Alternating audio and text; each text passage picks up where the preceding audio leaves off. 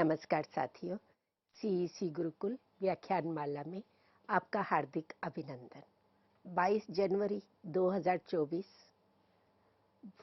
भारत के इतिहास में एक स्वर्णिम दिवस था, एक ऐतिहासिक दिवस था जिसके साक्षी हम सब हुए हैं।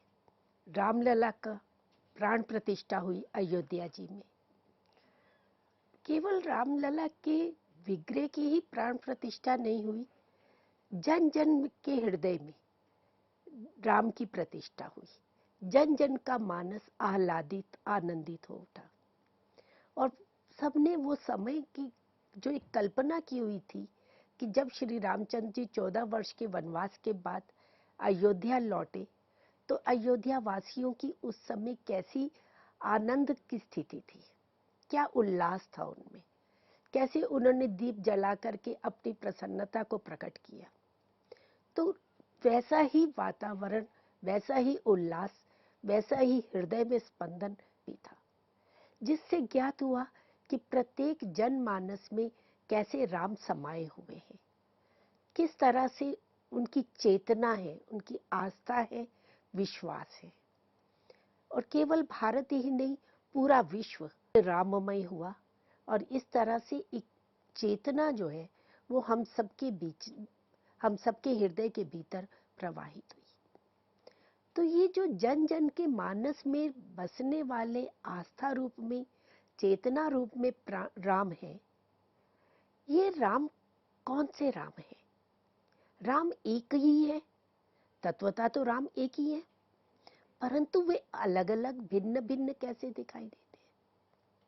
अब वाल्मीकि जो आदि कवि हुए, उन्होंने राम को जिस रूप में अपनी रामायण में प्रस्तुत किया, फिर आगे चल कर के संस्कृत के अन्य कवियों कालिदास, भारवी, भट्टी, माघ आदि कवियों ने प्रस्तुत किया, भवभूति ने प्रस्तुत किया। फिर हम प्राकृत अपभ्रंश में देखते हैं स्वयंभू हुए, पुष्पदंत आदि कवि हुए, अध्यात्म रामायण, कृतिवासी रामायण, सबने राम को अपने अनुसार, अपनी भावना के अनुसार चित्रित किया। और फिर मध्यकाल में तुलसीदास जो रामचरितमानस लेकर के आए, अपनी युगीन चेतना को जोड़ते हुए उन्होंने राम को एक भिन्न स्वरूप में चित्रित किया। और जो जन की भावना के भीतर प्रतिष्ठित राम है, इनमें मूलतः क्या अंतर है, किस रूप में हम राम को जाने, वाल्मीकि किस रूप में जानते हैं, तुलसीदास किस रूप में जानते हैं, और जनमानस के राम क्या है, तो आज हम इस पर चर्चा करेंगे। भारतीय संस्कृति में अगर हम देखें तो राम जनमानस के प्राण है, घट घट वासी राम है, रोम रोम में समाये हुए, जन्म से लेकर मृत्यु तक हमारे प्रत्येक संस्कार में राम समाये हुए। बालक जन्म लेता है तो उसके कान में राम मंत्र ही बोला जाता है, उसके पश्चात जब वे पढ़ने जाता है तब भी राम मंत्र का उच्चारण, और जीवन के अंतिम क्षणों में जब वे मृत्यु को प्राप्त होता है तब भी राम नाम सत्य ही कहा जाता है। तो अभिवादन के समय में भी एक दूसरे को राम राम, जय श्री राम, जय सीताराम आदि कह करके और संबोधित किया जाता है।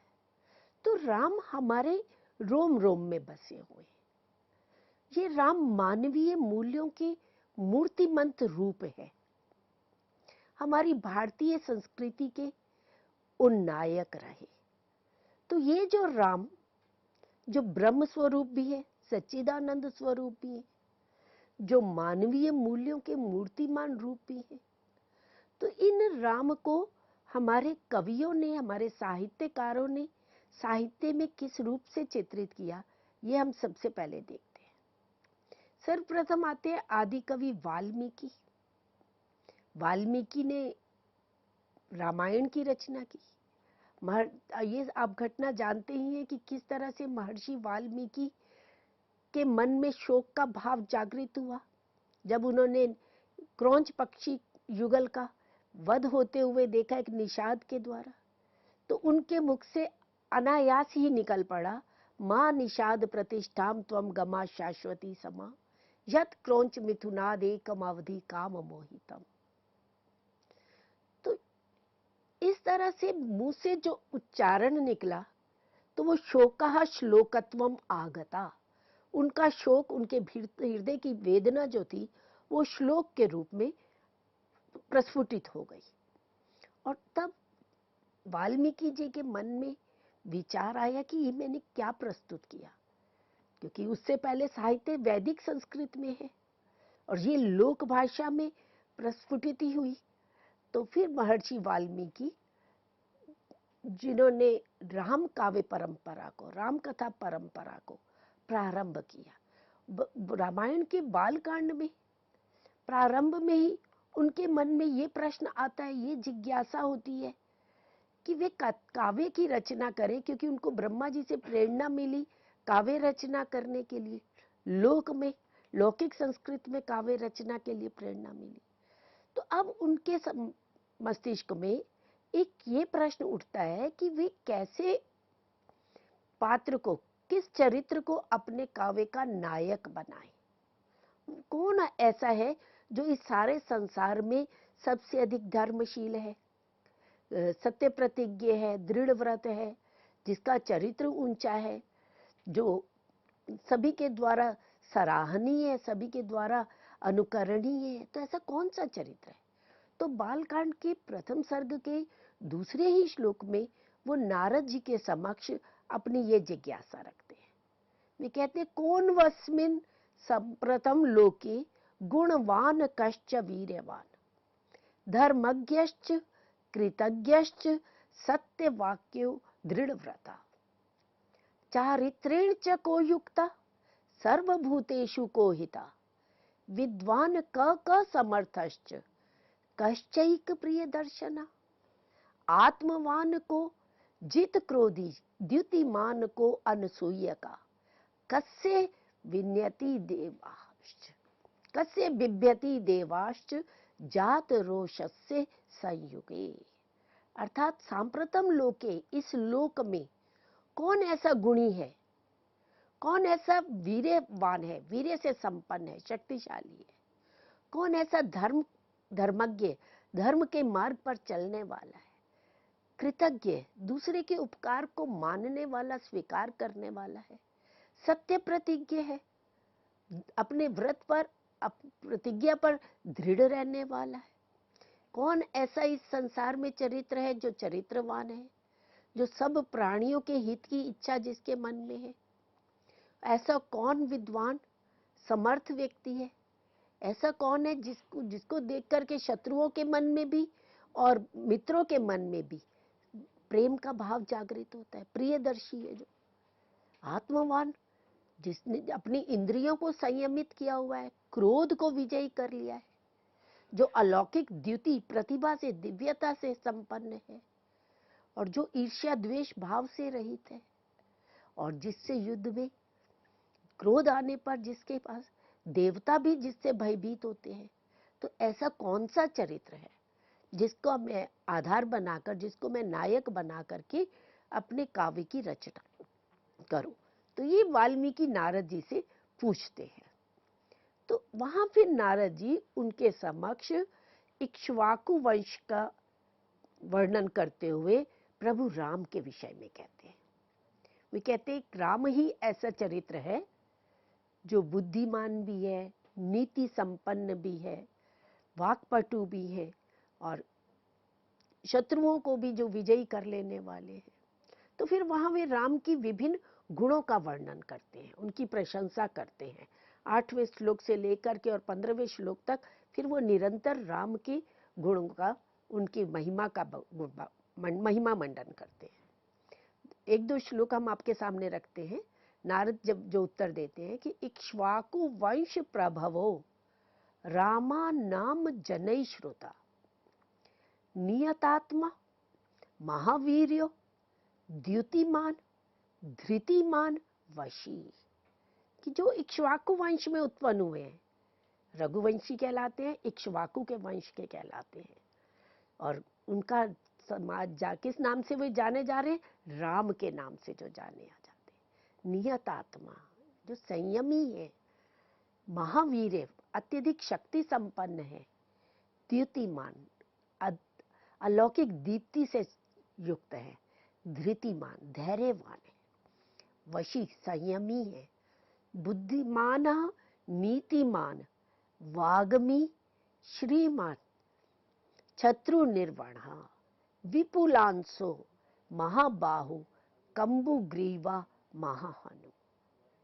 एक और नारद उनके गुणों का वर्णन कर रहे हैं कि वे बुद्धिमान भी हैं, नीति संबत बात करने वाले भी हैं, और श्रीमान, श्री समृद्धि से युक्त है, वैभव संपन्न है, और शत्रुओं को भी पराजित कर लेने वाले, और साथ में उनके शारीरिक व्यक्तित्व को, उनके शारीरिक जो गुण हैं उनको भी बताते कि विपुलांशो, जिनके कंधे विपुल है, विशाल कंधों वाले हैं, महाबाहु, विशाल भुजाओं वाले हैं, कंबुग्रीवा, जिनकी गर्दन कैसी है, शंख के जैसी है, महाहनु, महाचोटी। तो इस तरह से हनु, महाहनु वाले हैं। तो वे उनके शारीरिक दृष्टि से भी और उनके गुणों की दृष्टि से भी राम का वर्णन करते हैं। और फिर नारद द्वारा प्रेरित किए जाने पर वाल्मीकि राम को अपने काव्य का, रामायण का नायक बनाते हैं। अब वे राम को एक महानतम महामानव के रूप में मानते हैं, वे उन्हें एक पुरुषोत्तम रूप में चित्रित करते हैं। वहां वे उनको भगवान के रूप में नहीं मानते हैं, वहां राम में वे मानवोचित गुणों से संपन्न देखते हैं। जो मानवीय दुर्बलताएं, जो मानवीय गुण होते हैं, वे सब राम में देखते हैं। राम को गंभीर, धैर्यवान, वीर्यवान, क्रोध युक्त, क्षमाशील, त्यागी, सत्यनिष्ठ, धर्मनिष्ठ, इन सभी रूपों में दिखाते हैं। परंतु वे राम को एक मानव, श्रेष्ठ मानव के रूप में, एक महामानव के रूप में, एक महानायक के रूप में चित्रित करते हैं, जिसका चरित्र अनुकरणीय है परंतु पूजनीय नहीं है। वे भक्ति भाव से युक्त होकर के रामायण की रचना नहीं करते हैं। वहां राम एक श्रेष्ठ महामानव है, जो वैभव संपन्न है, चक्रवर्ती सम्राट है, अश्वमेध यज्ञ करने वाले हैं, वे जो रावण को पराजित करने वाले हैं। तो एक महान शक्ति संपन्न, विशेष चारित्रिक गुणों से संपन्न राम को चित्रित करते हैं। उसके पश्चात हम देखते हैं अध्यात्म रामायण में राम को ब्रह्म के रूप में चित्रित किया गया, वहां उन्हें ब्रह्म स्वरूप माना गया। परंतु वहां भी राम के जो मानवीय गुण थे वे उस रूप में उभर के नहीं आते हैं। फिर हम देखते हैं पौराणिक काल में, पुराणों में राम को फिर विष्णु के अवतार रूप में मान लिया गया। वहां विष्णु का अवतार बन करके, कि विष्णु के 10 अवतारों की कल्पना की गई और उसमें एक अवतार कृष्ण और एक अवतार राम माने गए। तो हरिवंश पुराण में हम देखते हैं पूरा राम का इस रूप में चित्रण है। यद्यपि राम का नाम हमें वेदों में भी मिलता है, राम कथा रामायण में, फिर महाभारत में, उसके पश्चात कालिदास, भवभूति, भारवी आदि के काव्यों में भी राम कथा मिलती है, परंतु वहां कहीं भी वे भगवान के रूप में या ईश्वर के अवतार के रूप, विष्णु के अवतार रूप में नहीं आते। पर पौराणिक काल में आते हुए राम एक अवतारी पुरुष बन जाते हैं, उनका अवतरण होता है। और फिर मध्यकाल में हम देखते हैं, उससे पूर्व प्राकृत में, अपभ्रंश में स्वयंभू पौंचर्यु की रचना करते हैं। वहां वो जैन धर्म के अनुरूप राम का स्वरूप राम कथा में परिवर्तन कर देते हैं। तो इस तरह से राम कथा तुलसीदास से पूर्व विभिन्न रूपों में चली आ रही है। कहीं वे महामानव के रूप में है, महानायक के रूप में है, कहीं अवतार रूप में है, कहीं ब्रह्म रूप में है, ब्रह्म के साक्षात रूप है, निर्गुण रूप, निराकार रूप में। अब जब मध्यकाल आया तो मध्यकाल में काव्य की 2 धाराएं बनती हैं जो समानांतर चलती हैं। एक निर्गुण काव्य धारा जो परमात्मा को, ब्रह्म को निर्गुण, निराकार, अरूप, अकथनीय मानते हैं, अवर्णनीय मानते हैं, जो अवतार रूप को स्वीकार नहीं करते हैं। और इसके प्रतिनिधित्व के रूप में कबीर आते हैं, और कबीर अवतारवाद का विरोध करते हुए, उसका खंडन करते हुए स्पष्ट शब्दों में कहते हैं, दशरथ सुत तियु लोक बुखाना, राम नाम का मरम है आना। तो जो सगुण उपासक दशरथ पुत्र राम को अवतार मान करके उसकी बात करते हैं, परंतु वास्तव में राम का जो मरम है वो अन्य भिन्न नहीं है, वो अलग है। अब ऐसे समय में गोस्वामी तुलसीदास आते हैं। अब गोस्वामी तुलसीदास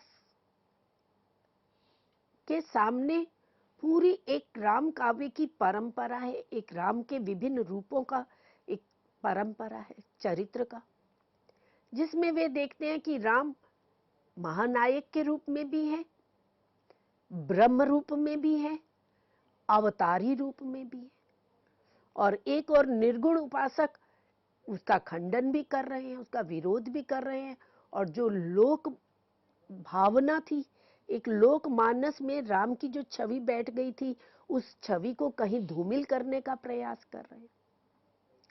तो तुलसीदास यहाँ नाना पुराण निगमागम संबत राम कथा को एक अपनी मौलिकता का, अपनी सृजनात्मकता का परिचय देते हुए उसमें राम के चरित्र में परिवर्तन करते हैं।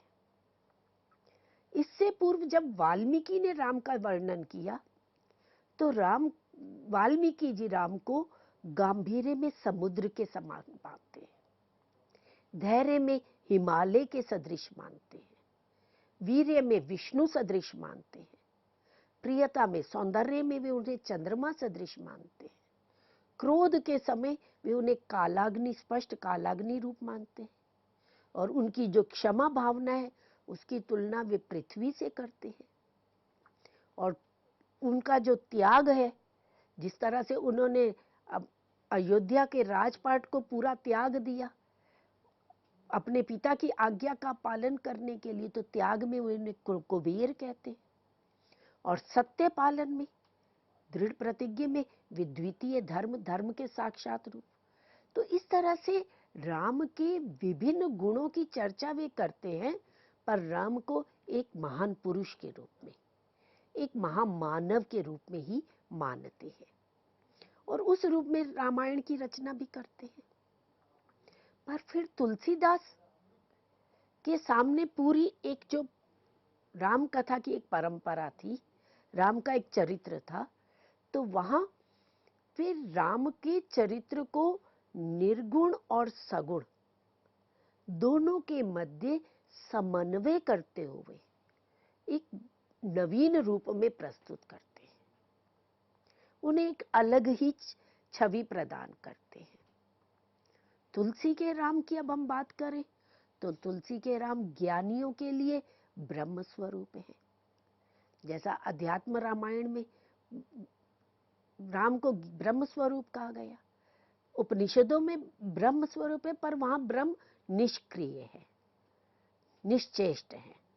परंतु तुलसीदास के जो राम है वो व्यक्ति की भावना के अनुरूप, जनमानस की भावना के अनुरूप विविध रूप धारण करने वाले हैं।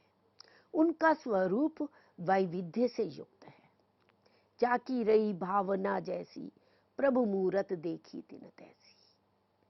तो अब जिस तरह से हम देखते हैं कि दीपक की शिखा है, दीपक की लो है, एक ही है, दीपक की लो एक जल रही है, पर उसके सामने अगर अलग अलग रंगों के शीशे रख दिए जाए तो जिस रंग का शीशा है, दर्पण है, उसी रंग की वो दीप शिखा दिखाई देने लगती है।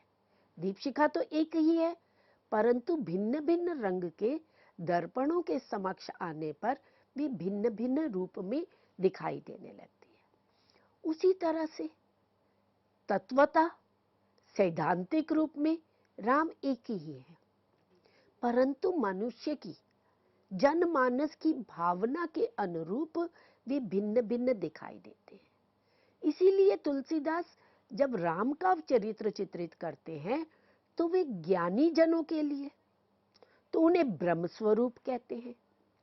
और जो सामान्य भक्त हैं, जिनके मन में राम के प्रति एक प्रेम का भाव है, एक भक्ति का भाव है, भगवान के रूप में भाव है, तो उनको वे राम भिन्न रूप में दिखाई देते हैं। इसका बड़ा सुंदर एक वर्णन तुलसीदास स्वयंवर के समय करते हैं कि जब स्वयंवर के समय राम जनक के दरबार में पहुंचते हैं, जब स्वयंवर हो रहा है, तो वहां जितने भी राजा, क्षत्रिय राजा आदि बैठे हुए हैं, तो वे राम की छवि को देखते हैं तो सबके मन में भिन्न भिन्न भाव जागृत होता है। उनका जैसी अपनी भावना थी, उसके अनुरूप उन्हें राम की छवि दिखाई देती है तो राम एक ही, पर वे सबकी मनोभावना के अनुरूप, सबके भाव के अनुरूप अलग अलग रूप में दिखाई देते हैं।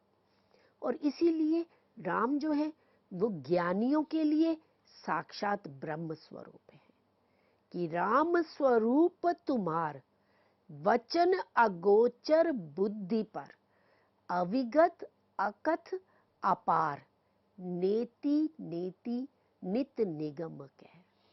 कि राम तुम्हारा स्वरूप कैसा है? अगोचर है, इंद्रियों से परे है, बुद्धि से परे है। मन बुद्धि इंद्रियां उसके विषय में कह नहीं सकती। अविगत, उसे जाना नहीं जा सकता। अकथ, अकथनीय है, अवर्णनीय है। अपार, उसका पार नहीं पाया जा सकता, वे अपरिमित है। और यहाँ तक कि वेद, जो शास्त्र थे, वे भी ब्रह्म के स्वरूप का चित्रण नहीं कर पाए। विभिन्न रूपों में ऋषि मुनियों ने अनेक प्रयास किए अपनी अनुभूति को अभिव्यक्त करने के लिए, परंतु अंततः उन्हें क्या कहना पड़ा? नेति नेति, कि वे ऐसा भी नहीं है, ये वैसा भी नहीं है। तो इस तरह से वे ब्रह्म के स्वरूप का चित्रण करते हैं कि राम वास्तव में क्या है?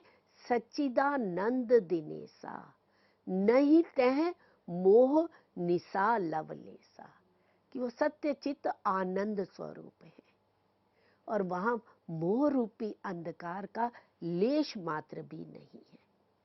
तो इस रूप में विज्ञानियों के लिए राम को ब्रह्म स्वरूप कहते हैं। राम शब्द का अभिप्राय ही क्या है? रमनते योगिना यस्मिन सा, कि जिसमें योगी रमण करते हैं वे राम है। तो योगी जन जहां रमण करते हैं उसको राम कहा गया। तो जन जन के मन में रमण करने वाले, रमनते, जहां जहां वो रमण, तो रमन से ही राम शब्द की उत्पत्ति हुई है। और इसी तरह से राम और ब्रह्म दोनों में अभेदता है, अंतर नहीं है। राम भी वही है, ब्रह्म भी वही है। और वही राम, वही ब्रह्म भक्तों के लिए, जो ज्ञानियों के लिए जो निर्गुण निराकार रूप है, वही भक्तों के लिए सगुण साकार रूप में प्रस्तुत हो जाते हैं, अवतार रूप में आ जाते हैं। तो सगुण और निर्गुण दोनों में कोई भेद नहीं है, दोनों एक ही ब्रह्म के रूप हैं। और इस बात को तुलसीदास बड़े स्पष्ट शब्दों में कहते हैं, अगुण अरूप अलख अज जोई, भगत प्रेम बस सगुण सो होई। जो गुण रहित सगुण सोई कैसे, जलु हिम उपल बिलग नहीं ऐसे। बहुत सुंदर उपमा देकर के, बहुत सुंदर दृष्टांत से तुलसीदास ने इस बात को स्पष्ट किया है कि जो ब्रह्म अगुण है, निर्गुण है, रूप रहित है, जिसे हम अपनी इन लौकिक आंखों से देख नहीं सकते, जो अजन्मा है, वही ब्रह्म, वही निर्गुण निराकार भक्तों के प्रेम के वशीभूत होकर के सगुण हो जाते हैं। और वो सगुण होते किस तरह से? उदाहरण देते हैं, जैसे जल और बर्फ, जल से ही हिम बनता है और वही बर्फ पिघल करके दोबारा जल का रूप धारण कर। तो वो जल और बर्फ अलग अलग नहीं है, एक ही है। उसी तरह से निर्गुण निराकार और सगुण साकार दोनों में भेद नहीं है, दोनों एक ही है। तो इस तरह से अभी हमने आपके सामने वाल्मीकि के राम किस तरह से महानायक के रूप में आए और तुलसीदास तक पहुंचते हुए, वहां तक पहुंचते हुए किस तरह से वो सगुण निर्गुण दोनों रूपों में आ जाते हैं, यहाँ तक चर्चा की। इस चर्चा को हम अपने अगले व्याख्यान में आगे बढ़ाएंगे। धन्यवाद।